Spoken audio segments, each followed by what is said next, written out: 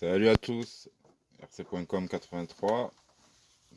Donc aujourd'hui pour une vidéo sur une petite façon d'entretenir débutant à la débutante son petit RCX 10 ou bien son Maxima Sherpa ou son Yikong.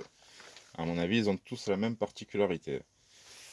Alors vraiment là c'est voilà, comme j'aurais peut-être mis dans le titre mécanicien s'abstenir, c'est vraiment voilà, du petit entretien qu'on peut faire très facilement sur ce modèle pour éviter de tout démonter, hein. On n'est pas tous super mécaniciens, démonter la boîte complète, tout ça, même s'il faut y passer quand même un jour. Donc voilà, je vais commencer par cette partie et après je vous donnerai mon avis complémentaire, on va dire, sur ce petit crawler, parce qu'il a quand même déjà roulé un petit peu depuis. Donc voilà.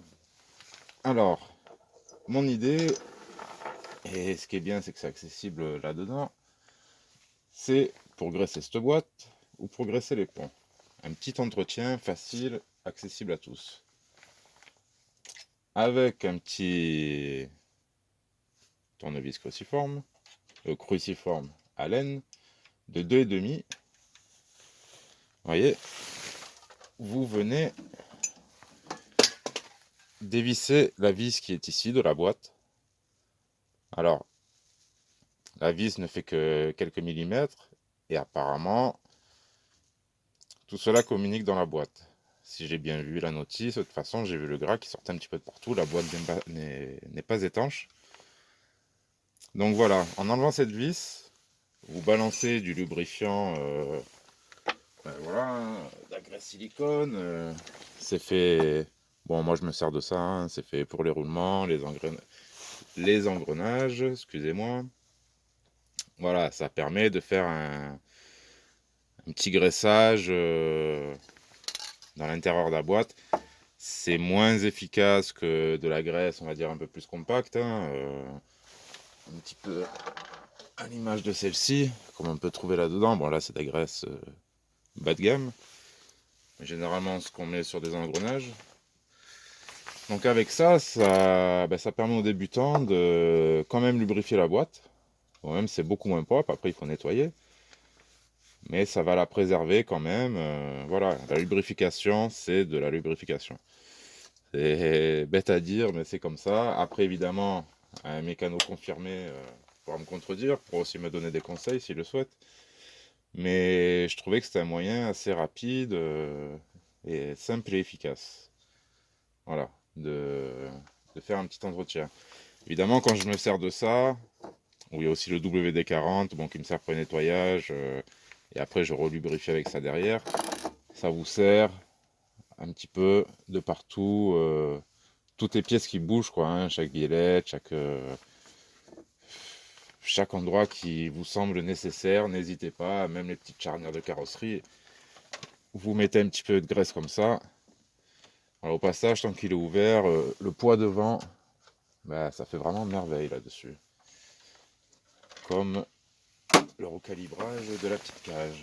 Ça, on va en reparler après. Je vais refermer ça, histoire de vous montrer sur les ponts. Bon, après, des ponts crawlers, c'est pas non plus compliqué à ouvrir. Bien souvent, c'est 4 vis devant. On fait sortir le diff qui est bloqué ou on balance directement de la graisse. Et c'est assez facile. Hein, vous voyez, vous voulez vraiment graisser. Vous avez 4 vis là derrière. Ça vous enlevez le cache de devant, normalement, selon les crawlers. Et à partir de là, vous pouvez graisser. Bon, ici, on a quand même ça qui passe. Alors, pareil qu'au-dessus, sur ces ponts-là, vous avez pareil sur le Sherpa, une petite vis ici. Alors là, ça se démonte avec un hexagone de 2 mm. Vous allez ici au pont, vous ouvrez.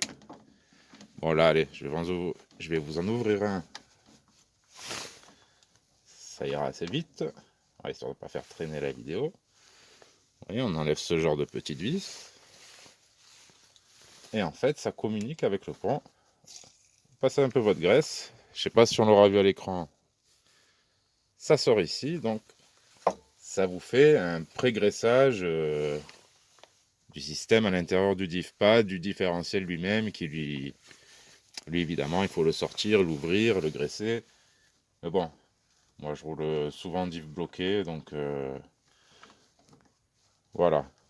Alors voilà, c'était un petit entretien rapide. Bon, après je vous ai montré surtout pour les ponts, c'est ça qui est très intéressant. Je vous dis, c'est accessible vraiment à tout le monde. Et ça fait pas de mal, hein.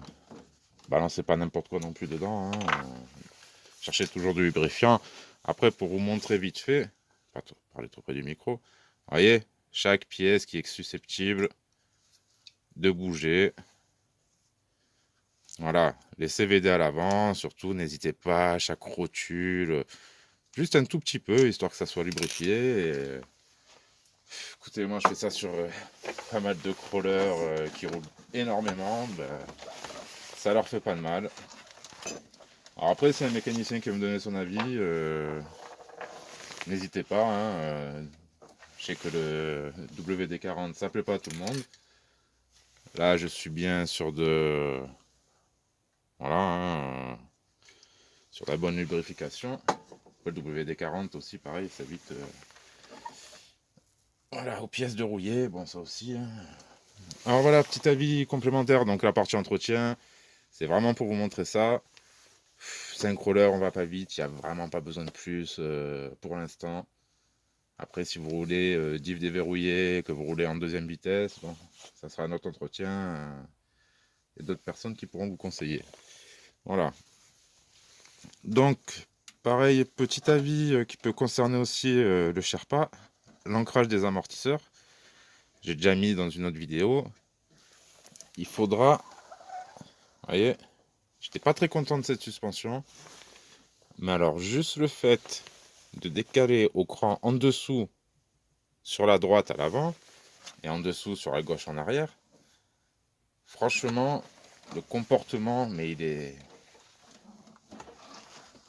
Regardez, pareil, c'est dur de montrer ça en vidéo, la sensation.